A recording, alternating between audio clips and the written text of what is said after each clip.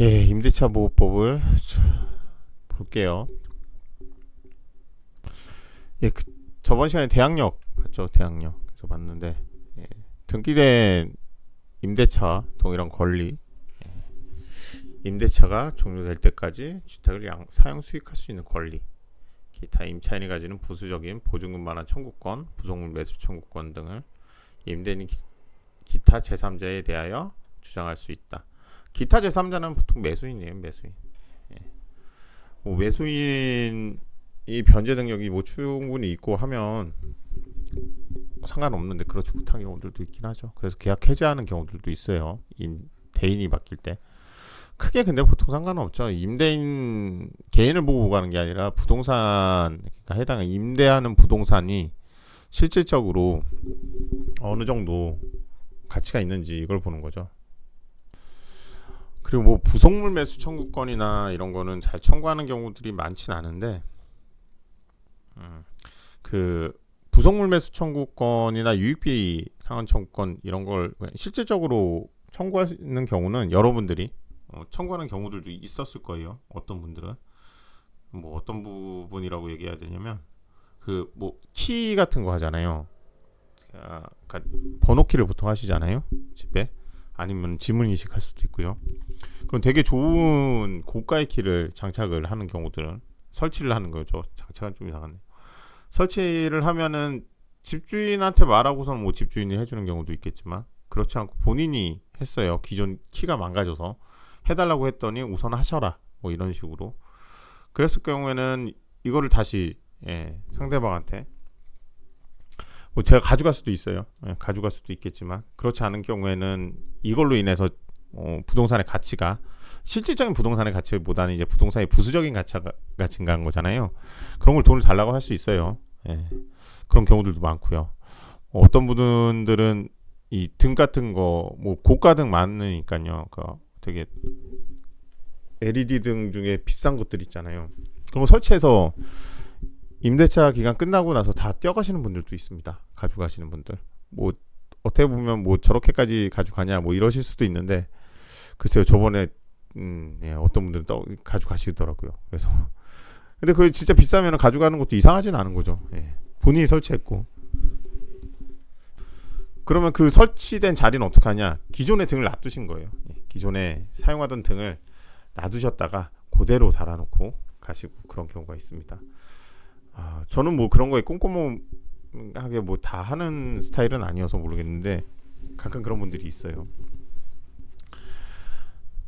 이제 원상회복이 문제되는 경우에 그런 부분은 좀 조심하시는 게 좋긴 해요. 뭐 더 고가의 제품을 설치를 해서 원상회복 의무보다 더 나은 조건의 등이나 아니면 부속물을 설치를 했다. 뭐 이러면 문제가 없겠죠. 그런데 그런 게 아니라 되게 저렴한 기존에 있던 건 되게 고가였는데 만약에 뭐 등 하나에 100만 원이다. 뭐 그런 등이 뭐 얼마나 있을지 모르겠지만 아무튼 100만 원 정도이 되는 형광등이나 LED 등 아무튼 그런 게 설치가 돼 있었는데 그걸 철거를 하고 본인이 원하는 등으로 바꾼 거예요. 그랬을 때는 기존의 거 놔두셔야 됩니다. 버리시면 안 돼요. 끝나고 나서 임대차 기간 끝나면 그거 설치해주고 가셔야 됩니다. 처음에 원상회복 의무라는 게 항상 다 있죠. 임대했을 그 당시를 기준으로 해서 그 원상회복을 시켜놔야 돼요. 어떻게 보면 이게 뭐 말이 안 될 수도 있는데 어떻게 그걸 다 일일이 그런 식으로까지 하냐? 당연히 그렇게까지는 안 하죠. 근데 그렇게 하시는 분들이 있습니다. 임차인들이 뭐 그 원상회복 의무를 하나씩 다 따지기 시작하면 이게 되게 상당히 골치 아파지거든요. 근데 너무 막 해놓고 나가는 것도 문제고 일반적으로는 주택에서는 크게 문제는 없어요. 주택은 기존에 뭐 너무 짧게 살고 나가시는 게 아니시거나 아니면은 원룸 이런 경우 빼고서는 오시면서 보통은 도배나 이런 걸 다 하시죠. 바닥에 큰 손상이나 이런 게 없으면 그냥 쓰시는 경우도 대부분이고요. 그렇기 때문에 그냥 하시는 경우도 있고요. 크게 문제는 안 되는데 이제 원룸이나 이런 오피스텔 같은 경우에는 임차인이 좀 자주 바뀌는 경우들이 많잖아요. 그럴 경우에는 기존에 도배나 이런 거 해놨던 게 상당히 뭐 손상이 가는 경우들이 있어요. 특히 문제가 가끔 생길 때가 반려견들 아니면 반려묘. 반려견들은 크게 벽지나 이런 걸 손상을 많이 시키지는 않는데, 반려묘는 이제 막 타고 캣타워 뭐 이런 거 있잖아요. 그래 잘 타고 올라가고 뭐 이러더라고요. 그래서 손상이 되는 경우들이 종종 있나 봐요. 제가 고양이는 안 키워봐서 모르겠는데, 그래서 그걸로 싸우시는 경우들이 있어요. 뭐 확실하게 해두시려면 처음에 임대를 해서 들어갔을 때 사진을 다 찍어 놓으세요. 예. 그러면 뭐 다툼의 여지가 없겠죠. 진짜 손상이 갔으면 그냥 차라리 물어주는 게 나으실 수도 있어요. 예. 그게 뭐 분쟁이 돼서 괜히 서로 골치 아플 것보다는 뭐 그런 것도 좀 고려하면서 임대차 관계를 임대차 목적물을 사용 수익하시는 게 나아요. 예. 그리고 혹시 문제될 소지가 있을 만한 것들은 임대인한테 그때그때 말씀을 하시고 내용을 좀 남겨놓으세요. 나중에 와서 처음에 안 그랬다 이런 경우도 많아요. 뭐 그런 거 다 물어주고 나가겠다, 난 그런 거 별로 신경 안 쓴다 이러시면 모르겠어요. 저는 약간 그냥 그런 스타일이라서, 뭐 배관이 고장 있고 뭐 수도가 안 나오고 뭐 이러면 모르겠죠. 이러면 당연히 말해야 되는데, 뭐 샤워 부스 뭐 이런 것 때문에 문제가 되는 경우들이 가끔 있어요. 그럴 때는 그냥 차라리 말씀을 하시는 게 좀 귀찮더라도 연락하시고 남겨놓으시는 게 문제가 안 될 가능성이 높아요. 예, 그런 것까지 좀 생각을 하시면 좋을 것 같아요. 그리고 이제 얼마 전에, 이거는 뭐 또 다른 데로 쓰는 것 같긴 한데, 공인중개사 뭐 그런 카페 같은데 많이 올라오는 글들 중에 내용에 제가 예전부터 계속 말씀드렸듯이 이제 등기 같은 거 꼭 확인하고 소유자인지 꼭 확인하고 하라고 말씀드리잖아요. 이게 위임을 받는 거면 위임장이나 이런 게 꼭 있어야 되는데 그런 거 확인 안 돼서 문제가 생기는 경우가 많다고 말씀드렸잖아요. 이게 단순히 근데 임대인 임차인의 문제가 아니라 공인중개사도 문제가 있을 수 있어요. 여러분 요즘 공인중개사 시험 많이 보시잖아요. 되게 어렵고, 예. 좀 볼까 하다가 안 볼 것 같아요. 굳이 볼 이유가 없긴 하지만 주변에 공인중개사 시험 보신 분들이 있는데 되게 어렵다고 하더라고요. 아무튼 네, 여러분들이 나중에 혹시나 공인중개사업을 할 수도 있잖아요. 뭐 경매나 이런 것도 하고 하세요. 공인중개사업 하시는 분들은 대리해서 할 수 있어요. 경매까지. 그렇기 때문에 여러분들이 그쪽 일을 하시면은 임대인이 부부예요. 그리고 되게 오래 거래를 했어요. 3년, 4년, 5년, 뭐 10년 막 이렇게 거래를 했어요. 그러면 임대인의 그 실제 소유자는 부인으로 돼 있는 거예요. 등기부상 소유자는. 근데 뭐 이제 부부고 이런 거 다 알고 오랫동안 거래하다 보니까 남편이 와서 계속 하는 거예요. 처리를. 뭐 임대 계약서 쓰는 것도 그렇고 해서 다 처리를 해요. 근데 나중에 돼서 뭐 당연히 믿고 그냥 맡기는 거죠. 잔금도 그냥 주고 보증금도 그냥 주고 서로 그냥 그런 식으로 계속 했는데, 몇 년 지나서 그 보증금 반환을 해달라고 하니까 나는 이런 사실을 모른다 이런 거예요. 임차인 입장에서는 황당하죠. 임대인이 이혼을 한 거예요. 네. 임대인이 이혼하면서 남편이 말은 안 하고 그냥 다 가져간 거죠. 그런 경우가 있습니다. 예, 있어요. 제가 했던 2013년도 사건, 2013년도에 일어난 사건인데 2020년도에 실질적으로 소송이 제기된 사건이에요. 비슷한 케이스예요. 네, 부부간은 일상가사 대리권이라고 제가 예전에 말씀드린 거 있잖아요. 그걸 기준으로 해서는 소유권이나 처분이나 이런 건 안 돼요. 소유권 이전이나 임대차 같은 계약을 체결하는 건 어려워요. 표현 대리가 인정이 될 수 있는 기본 대리권이 일상가사 대리권으로 하는 거는 일반적으로 한계가 있어요.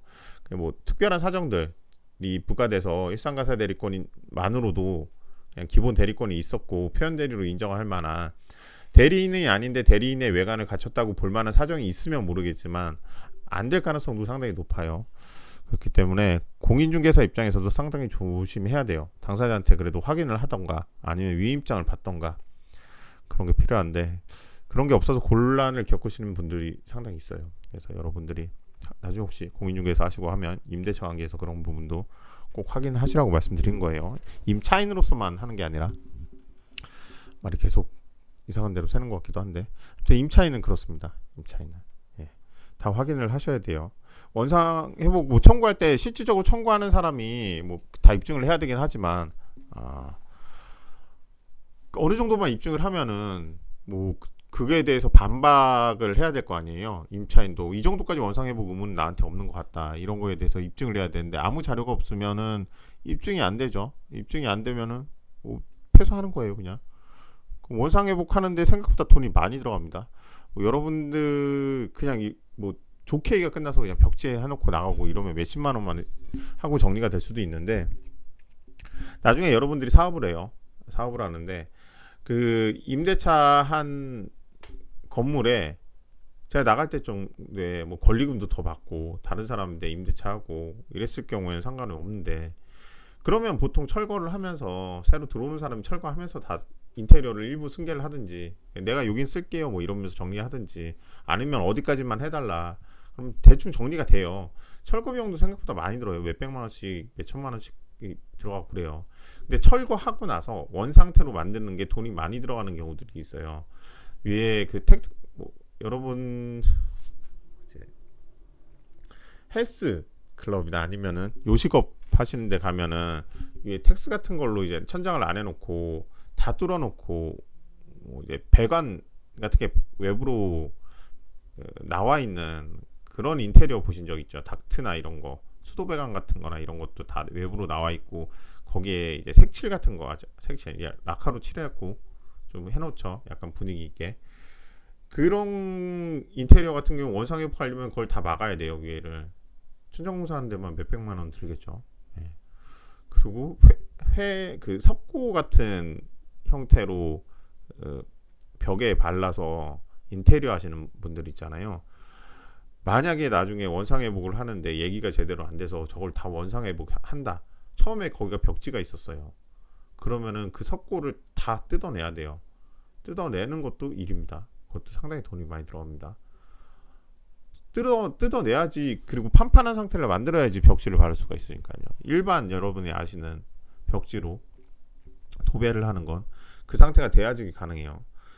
그런 부분, 뭐 바닥 부분, 뭐 이런 것까지 생각해서 바닥에도 가설물, 그러니까 방 같은 거 만드는 경우 있잖아요. 보통은 상가 건물 같은 경우에는 이제 다 뚫려 있어요. 처음에 갈 때.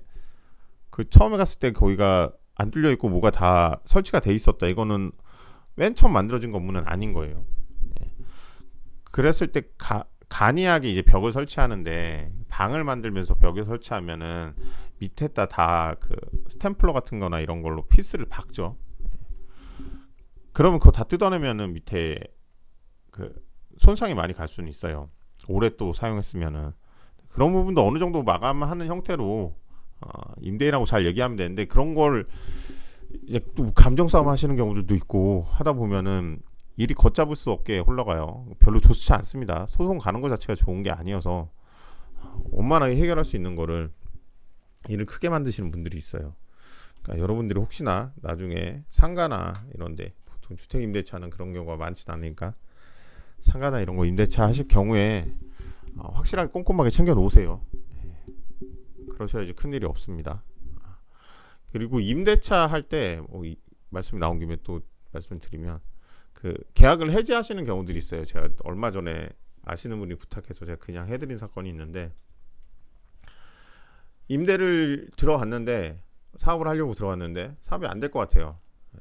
그러니까 뭐 어쩔 수 없다, 임대차 기간 있는데 내가 들어간 임대 보증금 있으니까 그걸로 그냥 정리합시다, 뭐 이런 분들이 있어요. 정리가 되면 좋죠. 근데 혼자 말해요. 혼자 말하고 상대방이 특별하게 뭐 아무 말 없으니까 당연히 그런 줄 알고 그냥 시간이 지난 거예요. 그런데 임대차는 기간이 있죠. 2년이면 2년, 3년이면 3년. 그 기간 동안 계약을 해지하려면 해지할 사유가 있어야 돼요. 임대인이 됐든지 임차인이 됐든지, 아니면 임대차 기간 동안에 사용 수익하는 것을 조건으로 하는 거니까 그거에 대한 임대료를 지급을 해야 돼요. 그게 일반적인 거예요. 그러면 뭐 보증금이 보통은 이제 상가 건물은 월세로 많이 하잖아요. 전세로 하는 경우 거의 없잖아요. 지금 주택도 전세가 없는 경우가 많은데 계속 임대료는 발생하고, 그러면 어느 순간에 넘어가 버려요. 임대 보증금을 넘게 되면은, 그러면 임대 보증금을 지급을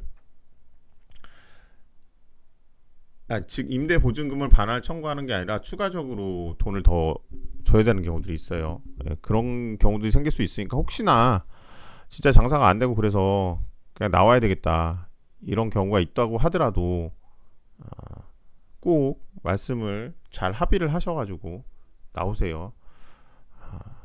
그리고 상대방이 만약에 뭐 새로 임차인이 들어온다고 하면은 그 들어올 때까지는 책임을 져달라 이럴 수 있잖아요.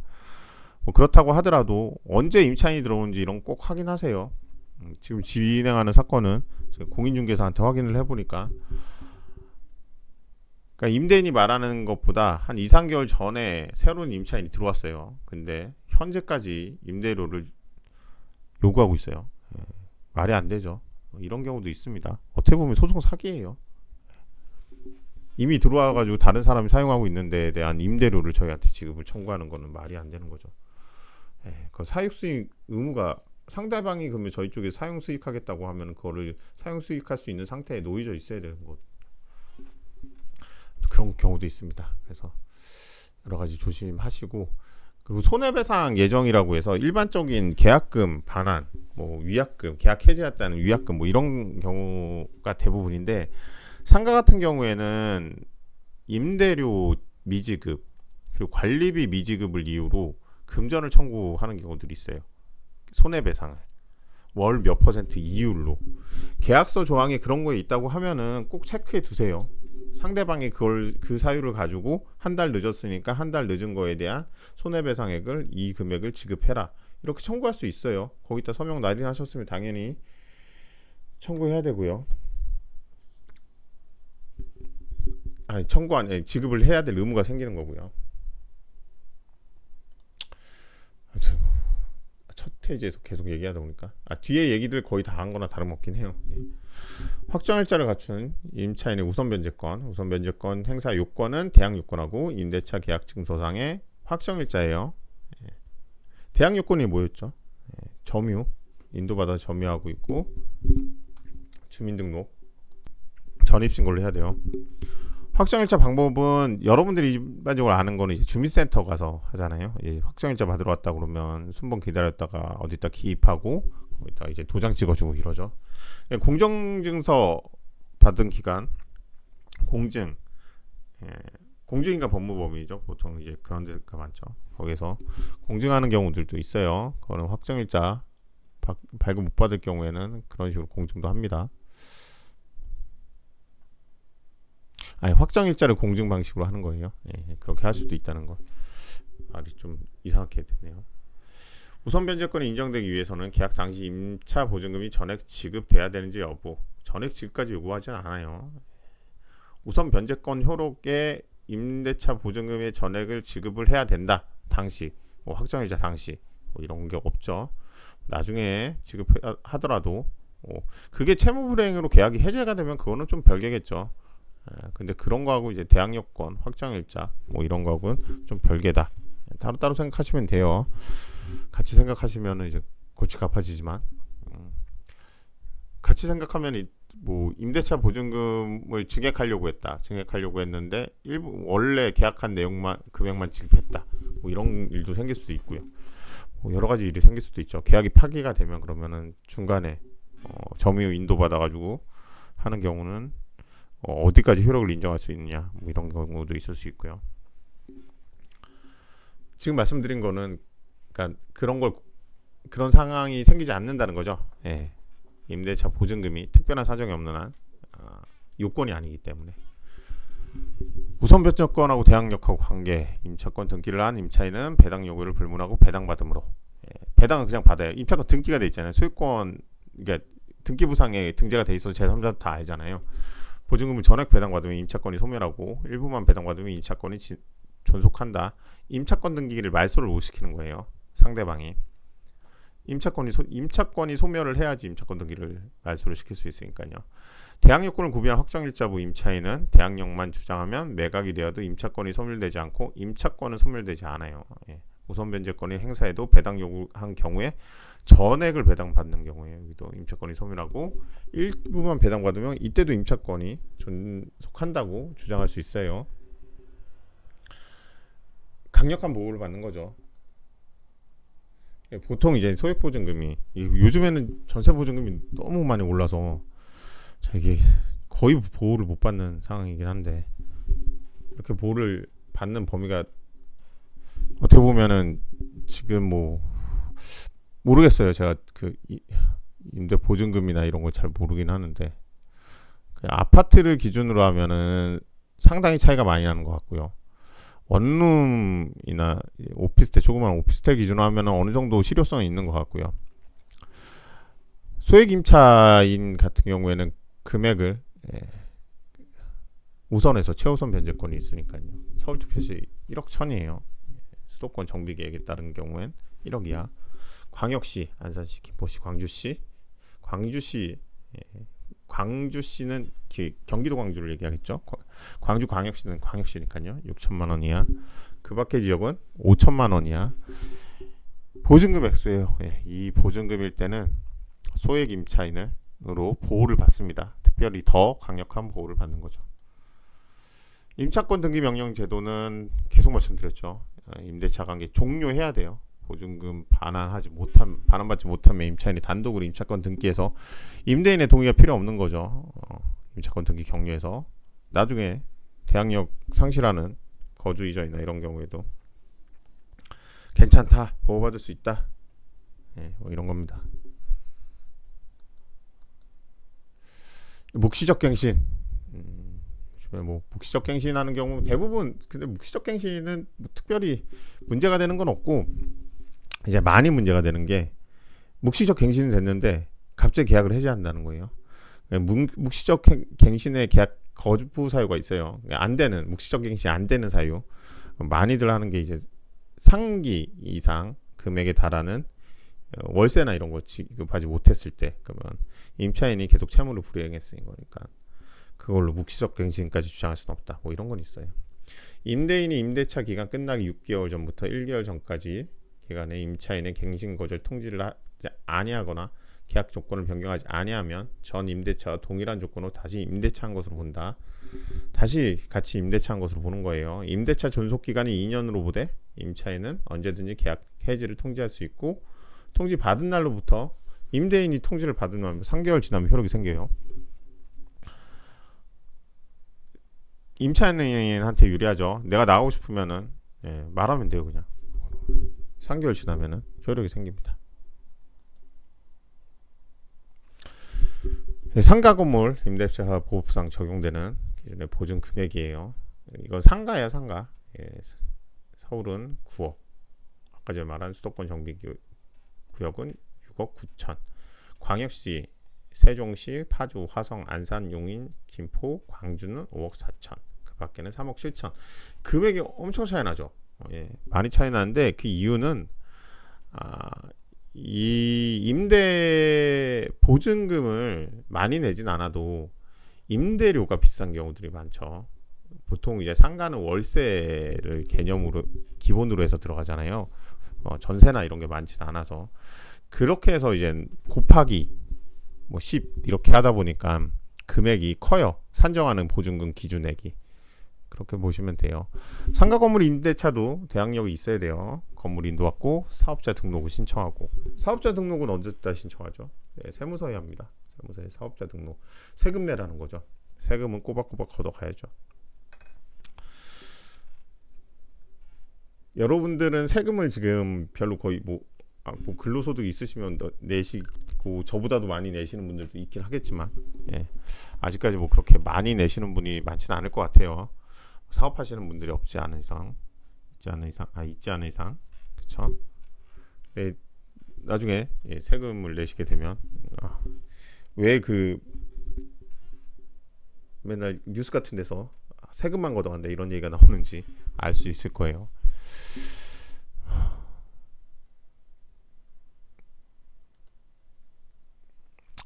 아까 전에 말씀드린 이거는 상가건물 임대차 보호법, 소액 임차인, 아까 전은 주택 임대차 보호법이죠. 서울특별시 6,500만 원이야. 수도권 정비계획 과밀억제권역 5,500만 원. 광역시, 세종특별자치시, 파주시, 화성시, 안산시, 용인시, 김포시, 광주시 3,800. 그 밖에 3,800 이렇게 됐을 땐 소액 임차인으로 보호를 받아요. 그 아까 전에 상가 건물 임대차 보호법에 적용을 받는 그 보증금의 범위가 정해져 있었잖아요. 근데 주택 임대차 보호법은 그런 건 없죠. 그냥 소액 임차인으로서 보호를 받는 거죠.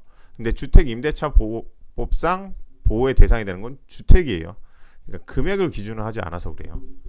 그게 좀 다르죠. 상가 건물 임대차 보호법 적용 대상 기준으로 하는 보증 금액이나 소액 임차인 범위를 기준. 이게 아까 전에 말씀드린 보증금 외에 차임이 있을 경우에 100을 곱해서 그래요. 그러니까 엄청나죠. 뭐 10만 원이면 1000만 원이 되는 거예요. 100만 원이면 1억 금방 넘죠. 그 상가는 조금 크면은 월 임료가 엄청나요. 뭐 1000만 원 이런데 되게 많습니다. 나중에 여러분들 다 건물주가 되셔서 꼭 1000만 원 이상, 몇천만 원씩의 임대료를 받으셨으면 좋겠네요.